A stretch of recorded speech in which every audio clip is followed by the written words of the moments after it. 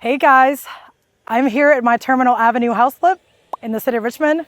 Today, I'm gonna show you the ins and outs of the process of a house flip. Let's go inside.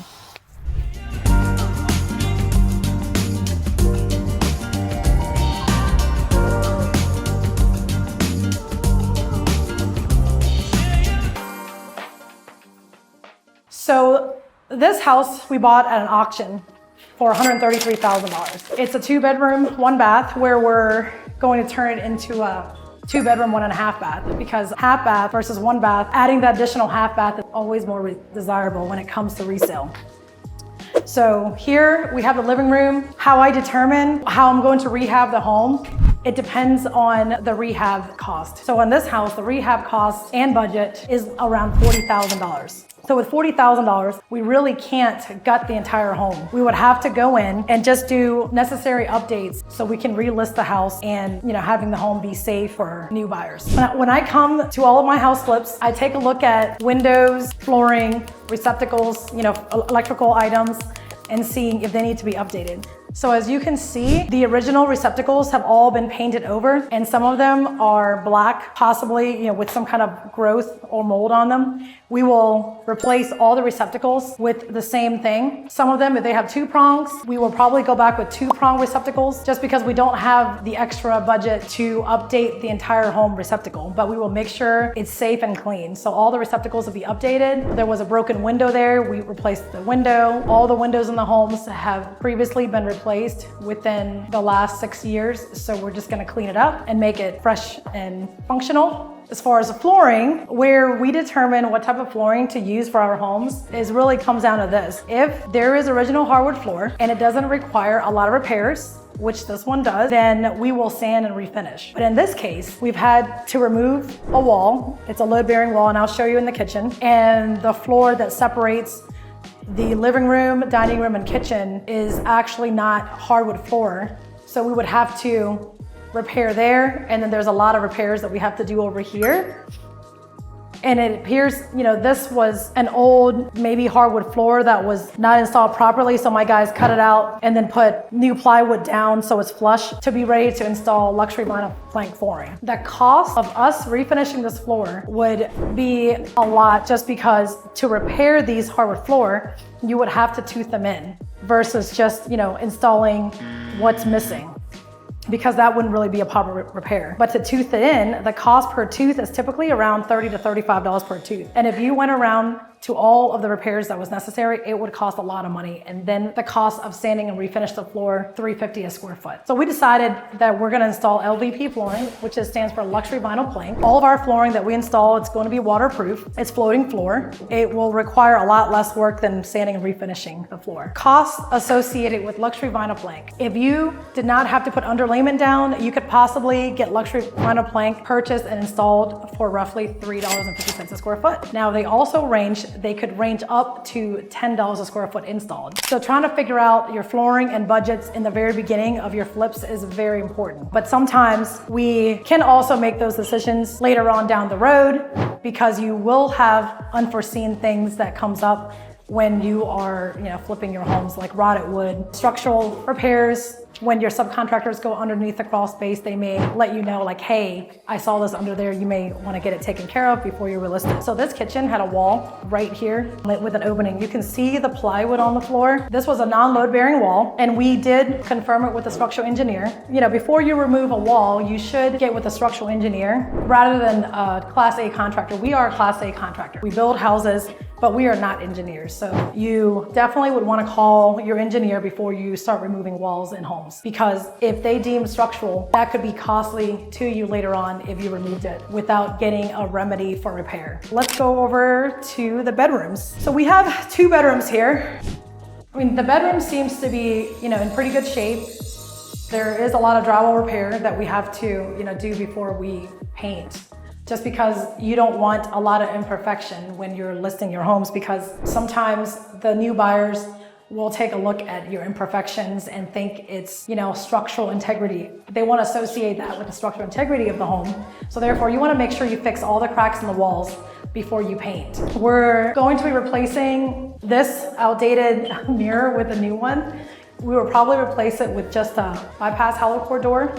It's the least expensive. We'll need to install shelving in the closet, but everything that we do, we have to think about, you know, the least expensive cost, just because we're on a very tight budget. And $40,000 seems like it's a lot of money, but it actually gets eaten up pretty quick. And we're coming into the full bath. This is the original bathroom. We did have to remove some of the, you know, water damage on the walls, and there were tile that was up to about here. So we removed all the tile and some of the, you know, plaster. This bathroom had a combination of plaster and some sheetrock. So we removed a lot of the damaged and broken plaster on the walls and then installed new drywall. And that's, you know, usually one of the best things you can do because it can get very expensive to repair plaster. So a lot of times we'll just cut it out and just install new drywall. So the flooring had concrete and tile. We demoed everything out because we want to make sure there was no damage before, you know, we decide to put something on top of the original flooring. I mean, you definitely can install flooring on tile, but we prefer to never do that because sometimes there are damage underneath there that we can't see. So a lot of times with a really outdated home, we will remove all of the old flooring just to make sure that everything is structurally sound and clean under there. So we have the second bedroom here. You know, not much here. We did have to skim all the walls because it just had so many cracks. And when we skim all the walls, it's typically called a level 5. And sometimes you have to do that, you know, just to make sure the surfaces look nice and clean. And like I said, the goal is you do not want your new buyers to think that you have structural issues with the home. Even though the home structurally is sound, but when they come inside and they see cracks on new walls, it's never a good feeling, you know, for them to want to buy this home. Because we're on a tight budget, we kept original, you know, wiring, which, you know, it's not the best, but this is actually old cloth wiring. It is functional. We use licensed and insured electricians. We had to replace the panel box because it was so outdated and there were a lot of damage in the panel box. We decided to go ahead and update it. So the owner will have, you know, originally it was 150 amp panel box, and then, you know, now it's updated to 200 amp panel box. And that's always nice when you list the home with, this house has a brand new roof, all the plumbing is new, panel box is upgraded, some electrical is upgraded, and then we even added a half bath over here to the utility room. So originally this room has water heater and a stackable washer and dryer. You know, due to budget, we decided we're gonna, you know, keep this functioning stackable washer dryer because a lot of times first-time home buyer, especially in this price point of $225,000, some people can't afford to purchase $1,200 stackable washer dryer. Since it's functioning, we're gonna clean it up, put it back. Water heater, typically, if they are 6 or more years old, we always replace it. The reason is sometimes when you put those old water heaters back, they may not work. So then you just spent money to remove the old water heater, saved it, paying your plumber to reinstall it, and then it doesn't work. So if it's 6 or more years old, I'll buy a new water heater, $550, and then the plumber install it, and we know it's not gonna be a problem. So we added this half bath because again, you know, kitchens and bathrooms are probably the most desired features in a home when it comes to additions and also upgrade and remodels. It'll be a lot easier to sell a house with 1.5 bath than one bath. So we added this half bath here, toilet, 24-inch vanity light. Yeah, this house is gonna be great. Let's go take a look at the screen and porch for repairs. Since we are limited on budget, we typically will just assess the porch for any repairs. These will need to be painted before we screen them in, just because the original decking, as you can see, is like a reddish color. The decking boards will probably be like a grayish color. And then all of the new frames and the rails and then the bandboard on the outside will be white, you know, and then the ceiling will probably a white color. But we replaced the decking boards economically as possible. So there were actually rotted wood that came out to the stoop area right here. And what I did was I asked the guys to take a chalk line and cut the wood and do like a little picture frame on the outside so we don't have to rip out all the boards on the inside, the original boards, because it saves a little bit of money. And he did that pretty nicely. Once everything is painted, then we screen it in and install the screen door. But yeah, this is basically the most economical way to repair a screened-in porch without, you know, doing the whole entire porch. Structure-wise, it's great under there. Things are bolted properly, so we didn't have to touch any of that. Yeah, paint the floor gray, white rails, white frames. I think it's gonna look really nice when it's all finished. So I'm not sure who used to live here, but they were definitely a shed person. There's literally a shed here. This was all covered up with vines and trees. And my guys just sort of like removed some just so they can figure out what that is. We will probably end up removing the doors out of here. Again, we're thinking least expensive, economical, right? What can you do? Tearing down a shed this big can be costly. I mean, you're looking at approximately 12 feet by probably 20. And that can cost you about $800. Okay, that's $800 is actually a lot when we still need to do landscaping, remove some bushes, and then, just clean up around the house. So we'll probably end up removing the doors, tossing it. I may get them to clear the vines just so it's clean. But when we sell this property, we will put shed and garages as is.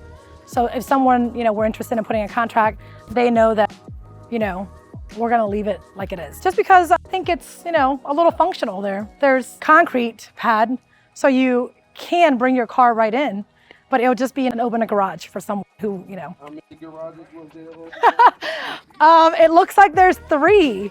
Now this one is a shed because it has a door. You can go in there. I mean, I don't think I would personally do it because the neighbor was saying that she saw snakes. I mean, we are in the snakes environment. I do have photos of inside the shed. There's another garage right here that I will probably do the same thing, remove the doors, clean it up, and if someone was interested in doing something with it, turning it into their wood shop, they can do so. But structurally, this one is, not too bad when you're looking at all the sill plates and framing on it. So, it's got maybe another 10 years and a solid concrete pad. I think it'd be perfect for some sort of wood shop. But I would say due to the fact that it has low ceiling, it's probably best to be a wood shop. And then the other one, you can use it as a garage. I can't make this stuff up, but there were so much here. I believe we removed at least 1 shed. I'm not sure if it's 2. And the guys just said, hey, it's gonna cost too much. Do you just wanna leave them? So I said, please, let's leave it until the end. And we'll just not include it in our sale and we'll just leave it as is. As far as the exterior, the roof was at the end of its life. And that's very important when you're selling, like a home to a conventional buyer, even if it's FHA. So we went ahead and replaced the roof, and then the siding, it's currently metal siding right now, and typically you can go around, repair the holes, caulk everything, and we're gonna put a coat of white paint on it to save money.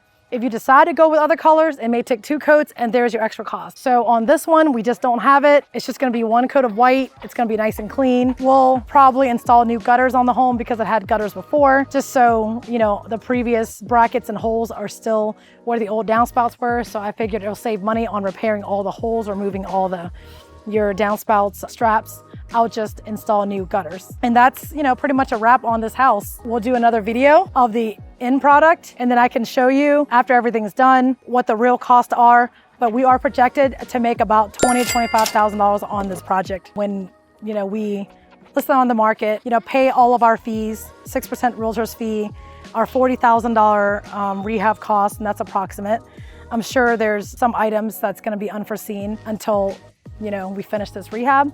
But, we are projected after all of the costs, interest, rehab, we're looking at around $20,000. And that's not bad for a side gig. I hope this was informative. Please follow me on social media at Build with Quan and subscribe to my YouTube channel for more tips and tricks on real estate and construction.